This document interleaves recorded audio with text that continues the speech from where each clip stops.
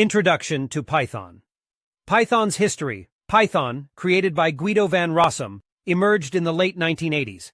The first official version, Python 9.0, was released in 1991. Guido aimed to craft a programming language that was both efficient and easy to read. Over the years, Python evolved through community contributions, resulting in its robustness and versatility. Python's philosophy, the Zen of Python. Guido van Rossum outlined a set of guiding principles known as the Zen of Python.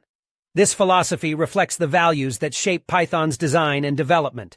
Key aspects include prioritizing code readability, favoring simplicity, and encouraging clarity over cleverness. The Zen of Python underscores Python's commitment to providing a straightforward and accessible programming experience. In essence, Python's history showcases its gradual evolution into a powerful language, while its philosophy emphasizes simplicity and human-centric coding practices, making it an ideal choice for both beginners and experienced developers.